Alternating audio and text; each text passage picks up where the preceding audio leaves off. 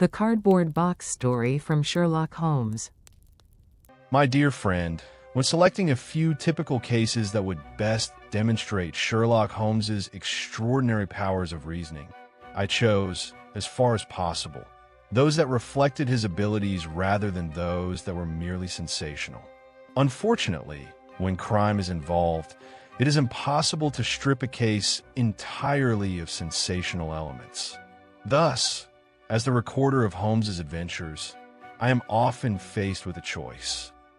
Either to omit details that my friend considers essential in order to avoid sensationalism and thereby present an incomplete account, or to relate everything exactly as it occurred. After this brief introduction, I shall turn to my notes and recount a chain of events that was at once deeply fascinating and profoundly dreadful. It was a sweltering day in August. Baker Street was like an oven, and the sunlight reflected from the yellow brickwork of the house across the road dazzled our eyes. It was hard to believe that these were the same walls that, on foggy winter days, took on such a dreary aspect. Our blinds were half drawn, and Holmes lay curled upon the sofa, reading and rereading a letter that had come with the Morning Post.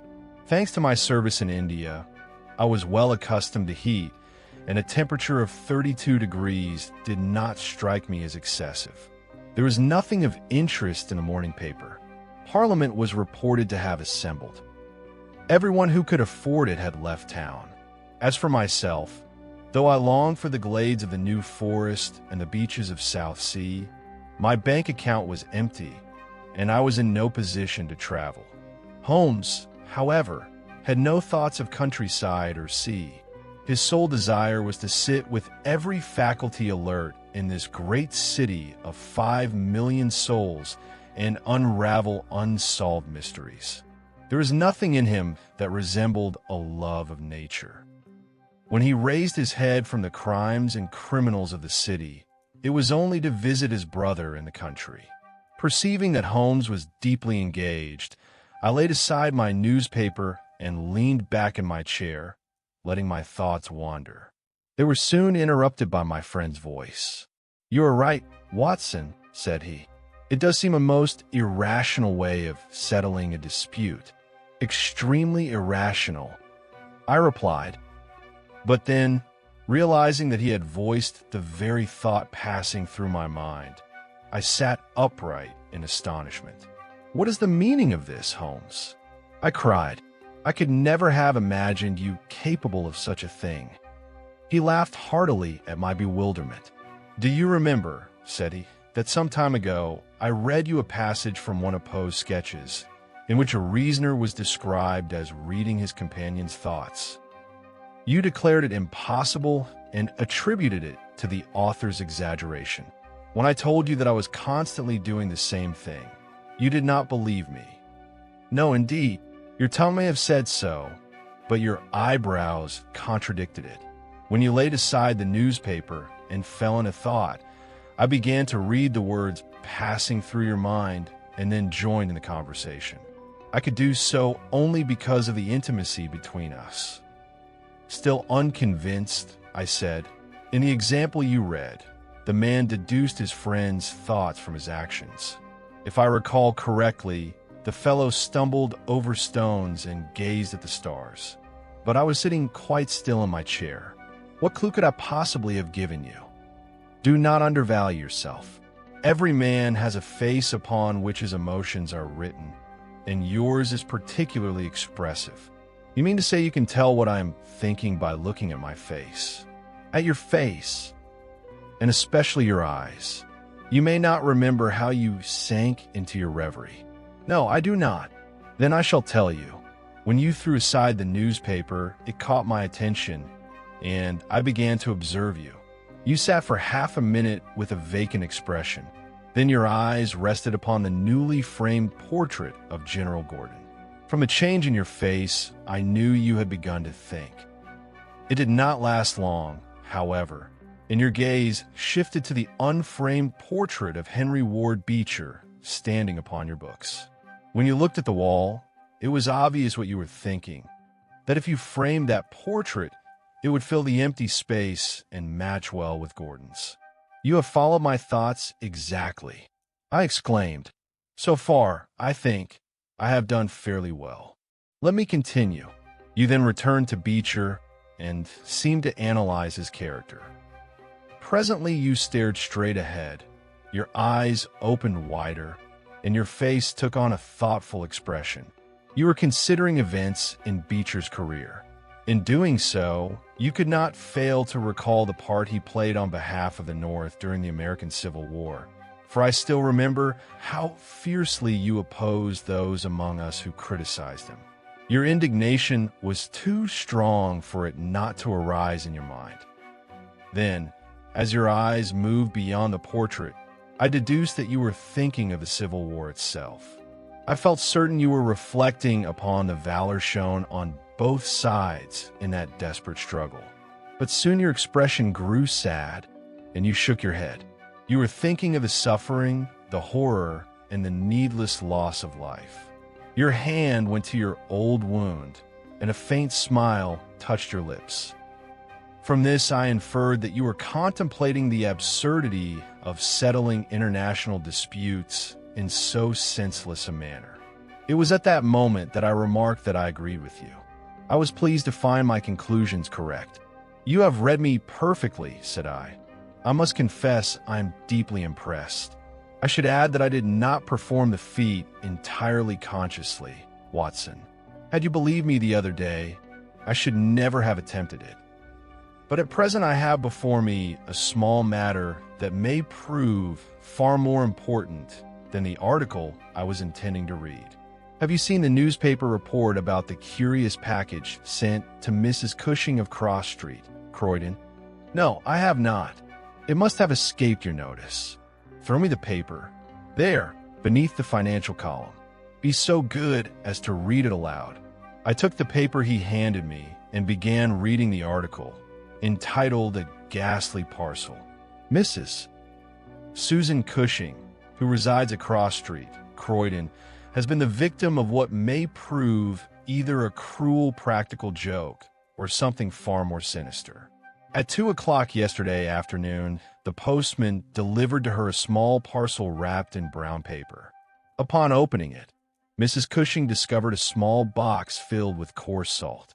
When she emptied the contents, 2 freshly severed human ears fell out. The parcel had been posted the previous day from Belfast and bore no sender's name. Mrs. Cushing is a single woman of 50 who lives a quiet life and rarely leaves her home. Some years ago, however, while living in Penge, she rented rooms to several medical students, whom she was later obliged to dismiss owing to their rowdy behavior. The police suspect that these former lodgers may have sent anatomical specimens as a ghastly revenge. One of them is believed to have been from Northern Ireland, possibly even Belfast, which lends weight to the theory. Nevertheless, other possibilities are being investigated. The inquiry is being conducted by Inspector Lestrade of Scotland Yard, one of the Yard's most capable officers. When I finished, Holmes said, "That is how the Daily Chronicle reports it. I received a telegram this morning from our friend Lestrade. It reads, 'I believe this case may suit you. We hope to unravel it, but we require some starting point. As you may imagine, we have telegraphed to the Belfast post office, but owing to the large number of parcels dispatched that day, they cannot recall the sender. The ears were packed in a half-pound tobacco tin. Hardly helpful information. The medical student theory remains the most plausible. However, if you could spare a few hours to come down, we should be greatly obliged. I shall be either at the house or at the station all day. What do you say, Watson? Shall we brave the heat and go down to Croydon? You might record the case. I was bored in any event. Then let us be off. Ring the bell for our boots and have a cab called. I shall change my coat and take a few cigars. It rained heavily during our journey, and the air in Croydon was less oppressive than in central London. Holmes had telegraphed to announce our arrival, and Lestrade, as brisk and alert as ever, awaited us at the station. After a 5-minute walk, we reached Cross Street, where Mrs. Cushing resided. It was a long street of 2-story brick houses. A few women in aprons sat gossiping on the white stone steps. At the center of the street, Lestrade rang the bell of one of the houses. A small maid admitted us. We were shown into Mrs. Cushing's sitting room. She was a stout, placid-faced woman with large, kind eyes and white hair curling down to her temples. A piece of embroidery lay upon her lap, and a basket of colored silks stood on a stool beside her. Upon seeing Lestrade, she said, "They're in the shed outside. I will be grateful if you would take those dreadful things away." "Certainly, Mrs. Cushing. I have kept them only until my friend Holmes could see them in your presence." "Why must I be present? He may wish to ask you questions." "But I know nothing of it. What use is that?" "I quite understand, madam," said Holmes in a gentle tone. "I am aware that this matter has caused you sufficient distress." "Indeed it has, sir. I am a quiet woman. I am not accustomed to seeing my name in the newspapers or policemen in my home. I shall not have those things brought into the house again, Mr. Lestrade. If you wish to examine them, you must do so in the shed." In the narrow garden behind the house stood a small shed. Lestrade entered and emerged with a yellow cardboard box, wrapped in brown paper and tied with string.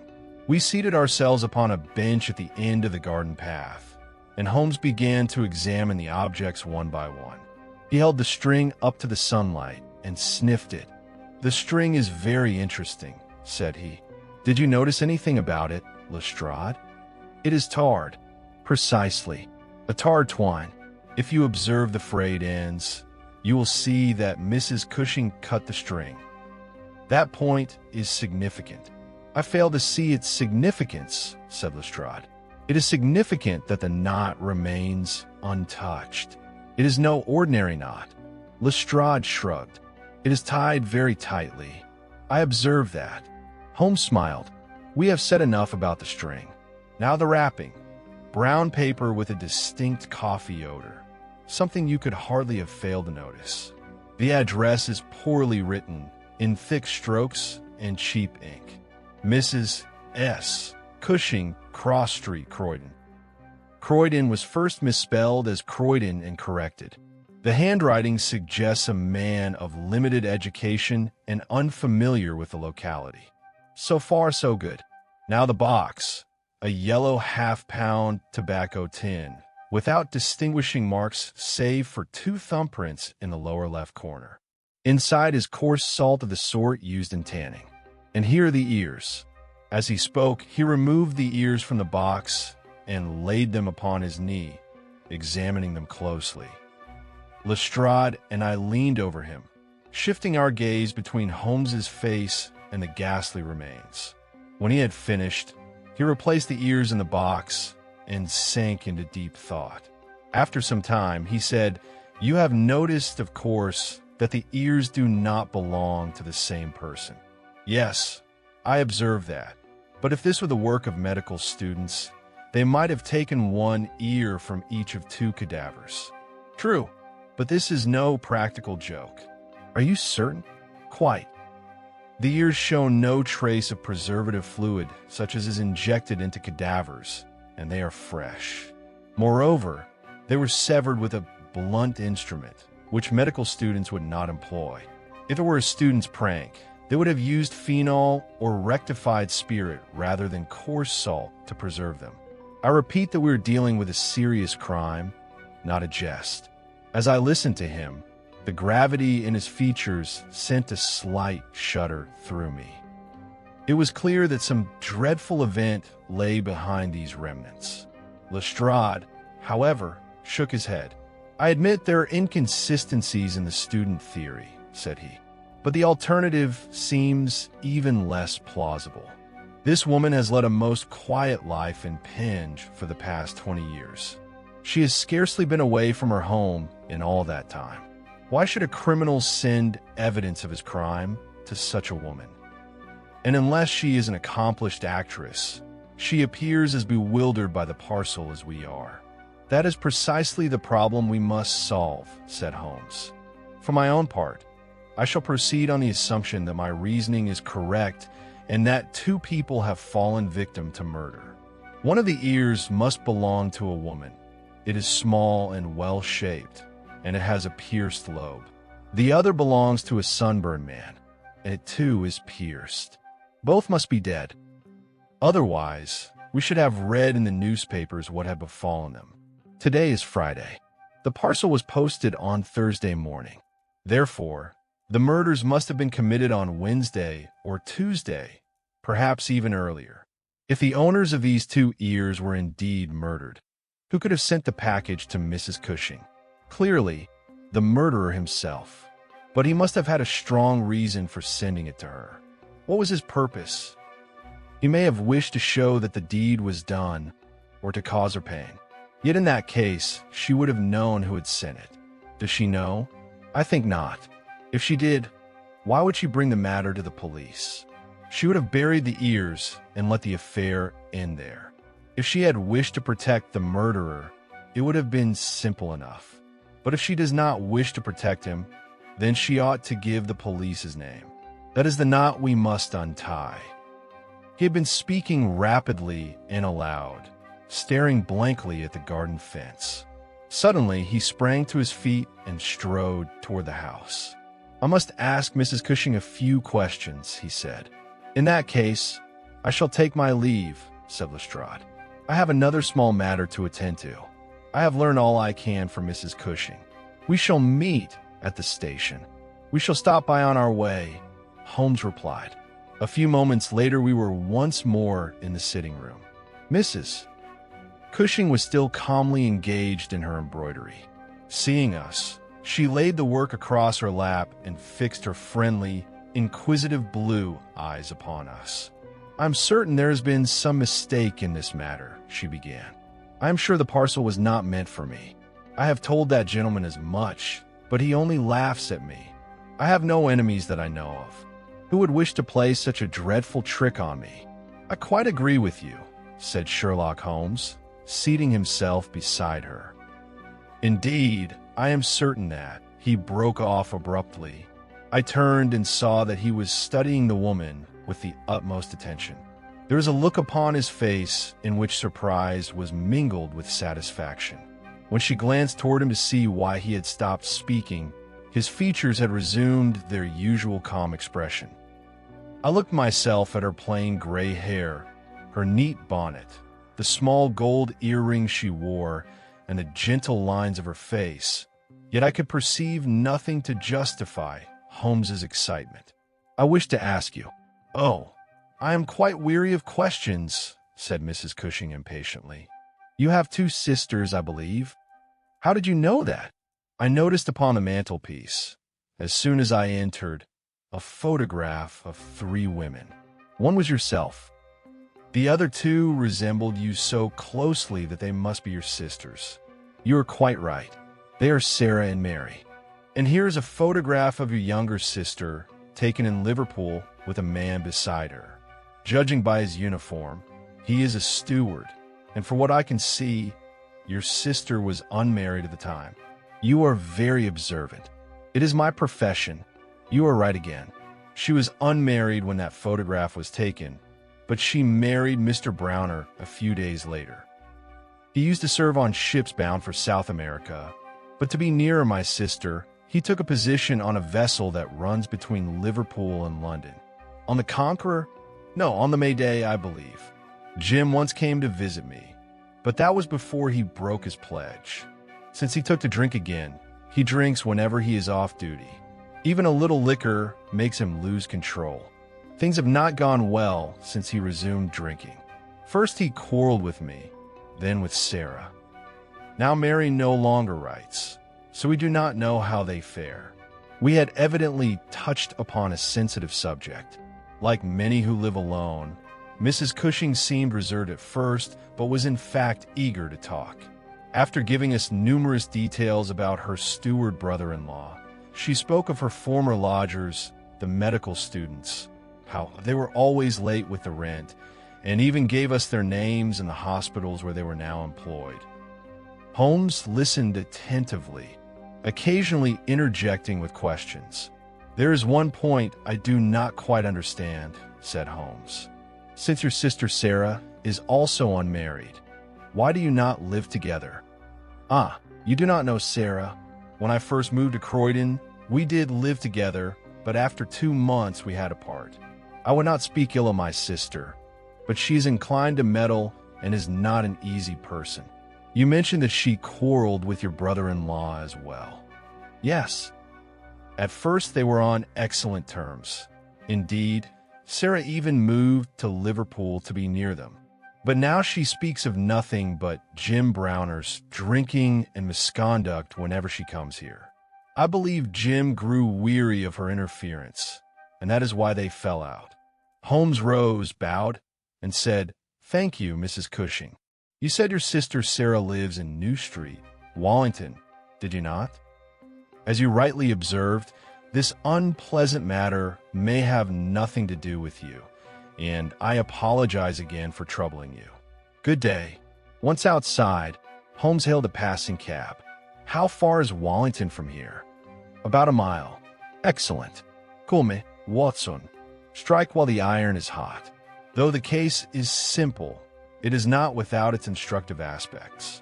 Driver, stop at the first post office we pass. I must send a telegram." After dispatching a brief telegram, Holmes settled back, pulled his hat over his eyes against the sun, and did not speak again until we arrived. The house before which we halted was little different from the one we had left. Holmes told the driver to wait. As he was about to ring the bell, a young man in a black suit and shining hat opened the door.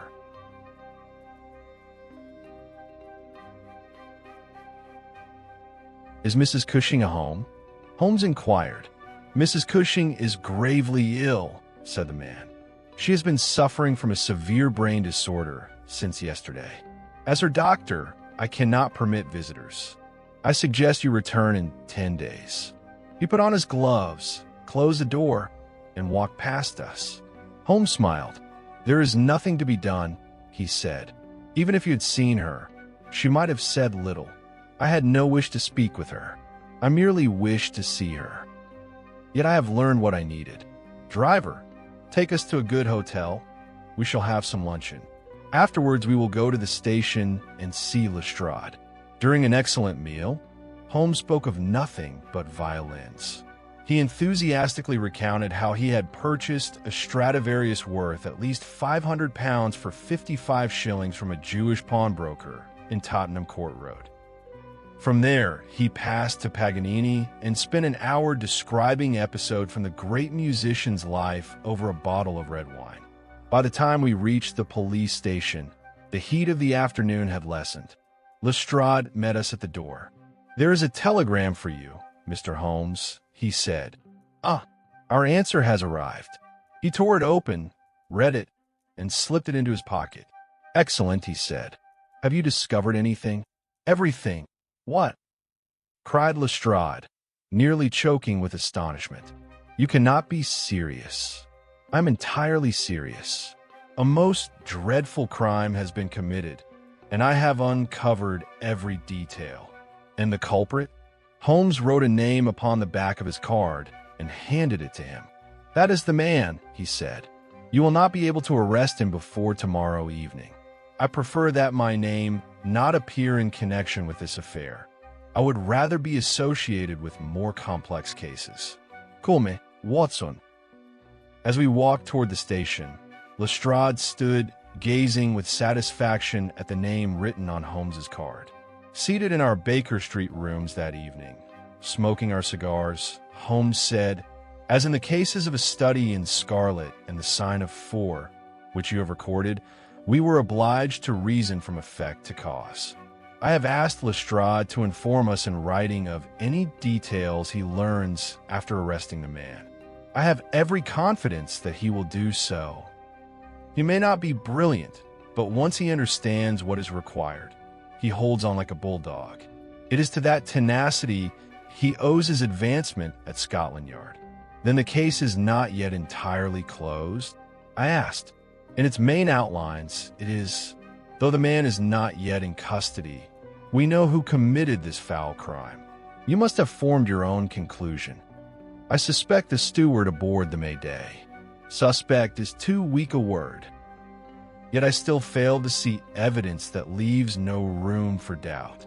On the contrary, there is no room for doubt at all. Let me briefly review the case. When we began, we had no preconceived theory, an immense advantage. We went merely to observe and to deduce. What do we see first? A quiet, respectable lady, ignorant of the matter, with two sisters. Upon seeing the photograph of the three women, I immediately perceived that Sarah Cushing had two younger sisters and that the box might in fact have been intended for one of them. As our investigation progressed, we would discover whether this was so. Then we examined the parcel in the garden. It was tied with sailmaker's twine, and I began to scent the sea, the sailor's knot, the fact that the parcel was posted from a port, and the pierced ear, common among seamen, indicated that at least one of the victims was a sailor. The parcel was addressed to Mrs. S. Cushing. Though the eldest sister bore that name, another sister's name might also begin with S. If so, our inquiry would take a different course. I had resolved to clarify this point upon returning to the house. You will recall that I broke off suddenly while telling Mrs. Cushing that there had been a mistake. The reason was that I observed something which greatly narrowed the field of our investigation. As a doctor, Watson, you know that no part of the human body is more distinctive than the ear. Each ear possesses unique characteristics. No two are alike. I published 2 short articles on the subject in last year's anthropological journal. Thus, I examined the severed ears as an expert would, noting their anatomical features. When I studied Mrs. Cushing's ear and found it identical to the female ear in the box, you may imagine my astonishment. Such similarity could not be accidental. The shape of the helix was the same. The lobe had the same broad curve. The inner cartilage folded in precisely the same manner. Every essential feature corresponded. The sister's name was Sarah, and until recently she had lived with her. The parcel, therefore, might have been intended for Sarah Cushing. We then learned that the youngest sister had married a steward named Jim Browner. Sarah Cushing had once been so close to them that she moved to Liverpool to be near them, but they later quarreled and became estranged. If Jim Browner were to send a parcel to Sarah Cushing, he would possess only her former address and would therefore send it there. The matter was becoming clear. We had before us a passionate, impulsive steward, a man who had sacrificed a better position to remain near his wife and who lost control when he drank. There was ample evidence to suppose that this steward had murdered his wife and a man, likely a sailor. Jealousy was almost certainly the motive. But why were the proofs of the crime sent to Sarah Cushing? Most likely because of something she had done while living in Liverpool, something that had contributed to the tragic chain of events. You know that the ships running on that line call at Belfast, Dublin, and Waterford. If we assume that Browner boarded the Mayday immediately after committing the crime, then the first place where he could have posted that dreadful parcel was Belfast. At this stage, although the probability was not high, it was still possible that the case might be solved in another way. I was determined to resolve the matter without overcomplicating it. It was conceivable that someone whose love had not been returned had murdered Mr. and Mrs. Browner, and that the male ear belonged to Jim Browner. Though this theory had its inconsistencies, it was not altogether impossible. For that reason, I telegraphed my friend Algar in the Liverpool police force and asked him to ascertain whether Mrs. Browner was at home and whether Mr. Browner had boarded the Mayday.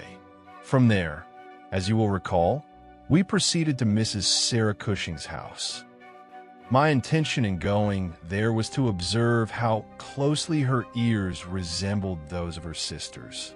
It was also possible that she might provide us with valuable information though I did not place much hope in that. She must have heard of the affair that had caused such a stir throughout Croydon. Although she knew the parcel had in fact been intended for her, she had said nothing to anyone. Clearly, she had no desire to assist the police. Nevertheless, we had to visit her, and so we did. The shock of learning about the box the previous day had affected her so severely that she had developed brain fever. She understood perfectly well what the parcel signified, but we would have to wait before speaking with her. In truth, her assistance was not essential to solving the case, for I had given Algar the address of the police station, and he had replied to my telegram. The result was precisely as I had expected. Mrs. Browner's house had been closed for 3 days, and the neighbors supposed that she and her husband had gone south to visit relatives. According to information obtained from the harbor authorities, Browner was certainly aboard the Mayday, which, by my calculations, would reach the Thames tomorrow night. When she arrives, our thick-headed but determined friend Lestrade will be waiting. Then, I am confident, we shall learn the remaining details. Sherlock Holmes's expectation was not disappointed. 2 days later, a large envelope arrived. It contained a brief note from Lestrade and several long typewritten sheets. Holmes looked at me. Lestrade has finished the job. I shall read it to you. Perhaps you are curious to know what he writes.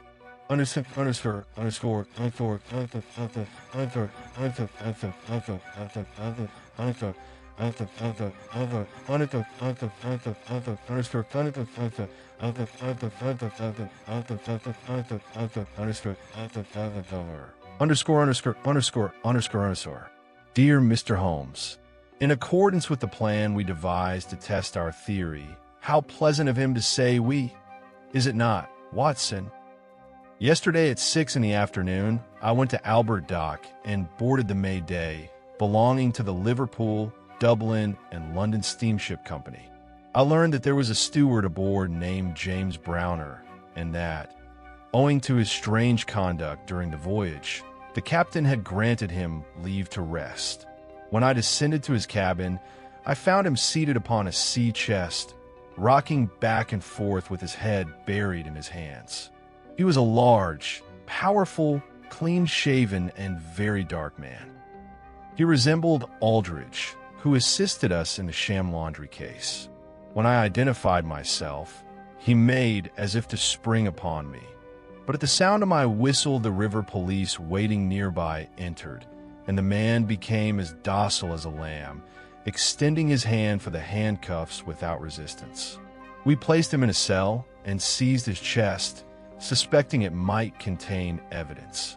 Nothing of consequence was found beyond a large and sharp knife, such as any seaman might possess.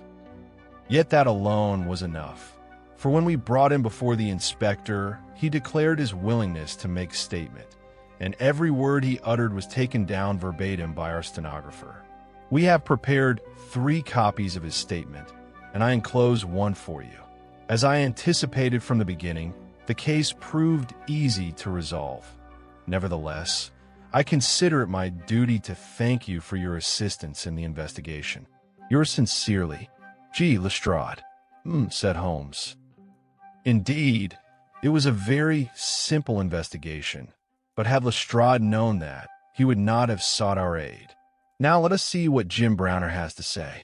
The statement was taken at Shadwell Police Station in the presence of Inspector Montgomery. It is excellent that his words were recorded exactly as spoken.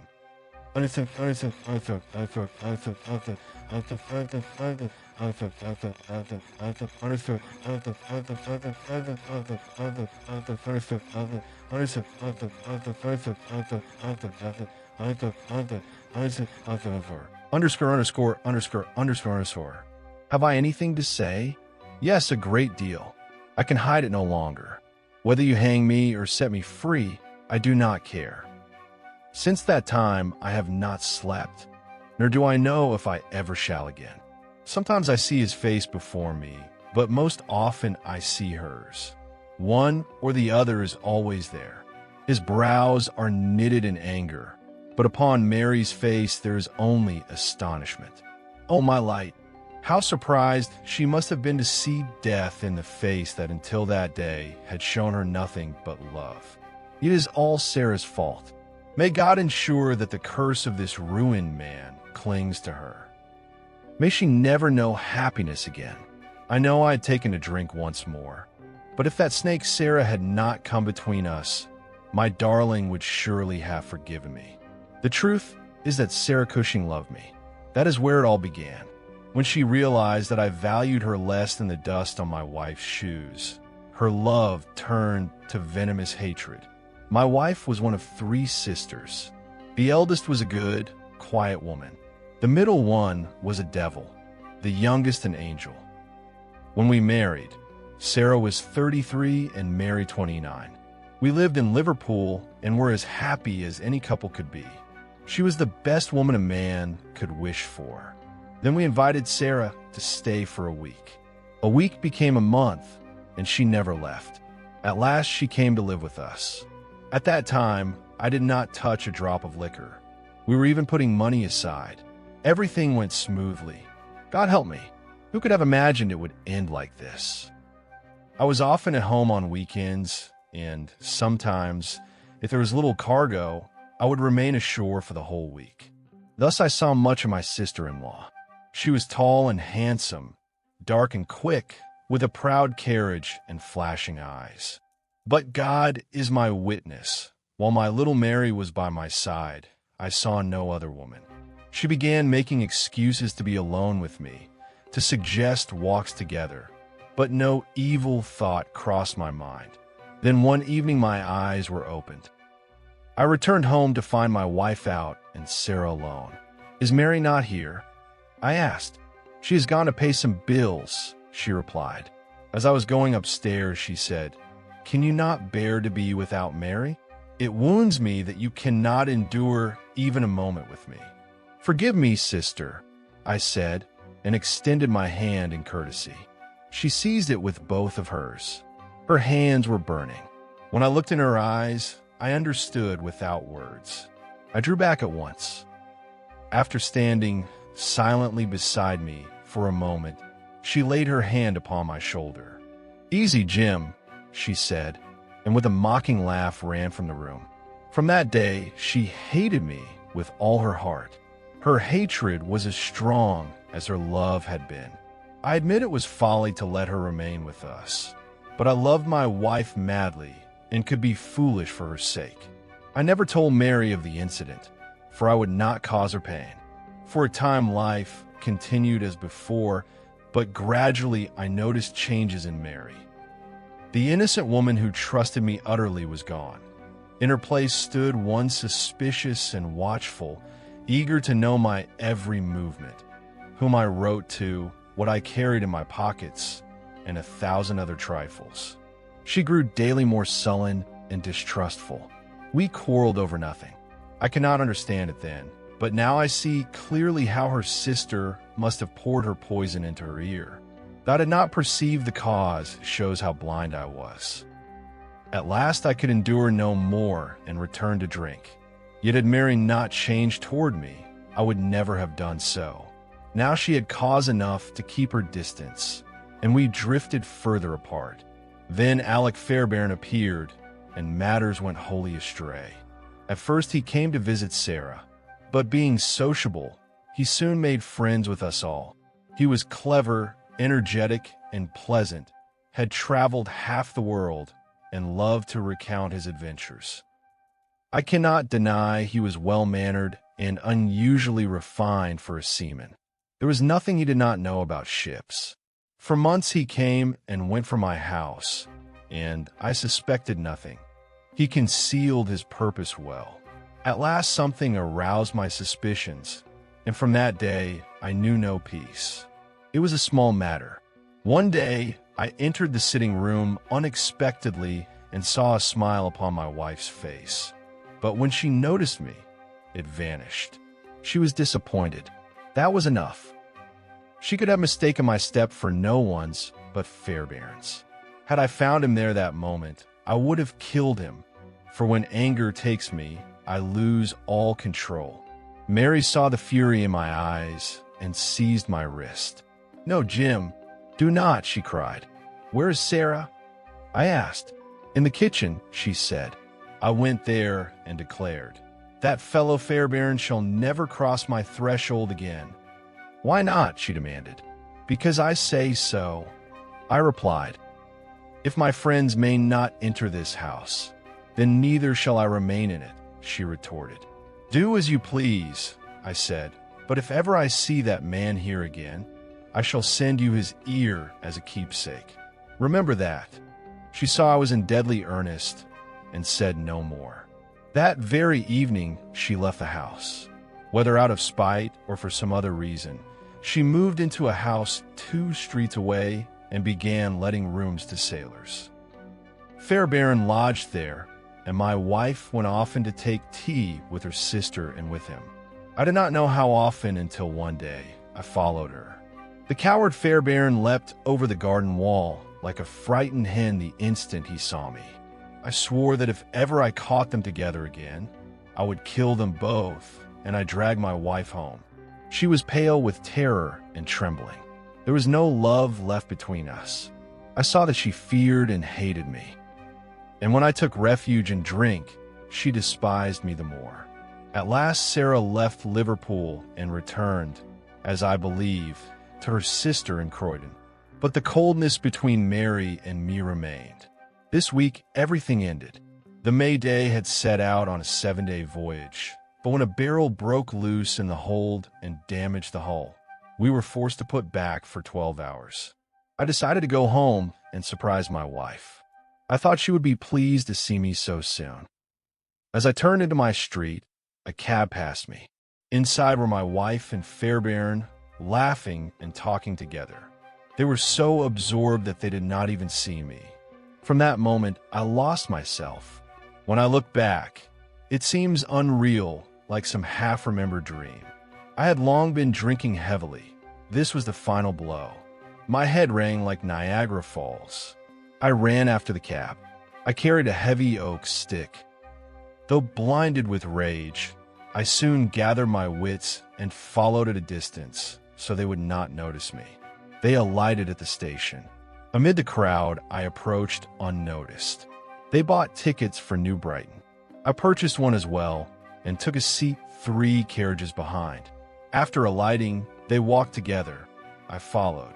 At length, I saw them hire a boat. It was a hot day, and they wished to cool themselves. They were in my grasp now. The day was foggy. One could not see more than a few hundred yards. I hired a boat and followed. I could discern their craft as a shadow in the mist. We must have rowed nearly a mile from shore before I overtook them. The fog wrapped us like a wall. There was no one else upon the sea. I shall never forget the look on their faces when they saw who approached them. Mary screamed. Fairbairn, reading my intent in my eyes, cursed wildly and struck at me with his oar. I parried the blow, came alongside, and brought my stick down upon his head. It split like a melon. Even in my fury, I might have spared my wife. But when she cried, "Alec," and threw herself upon him, I struck her also, and she fell lifeless. I was like a wild beast tasting blood. Had Sarah been there, she too would have paid. I drew my knife, and, well, you understand.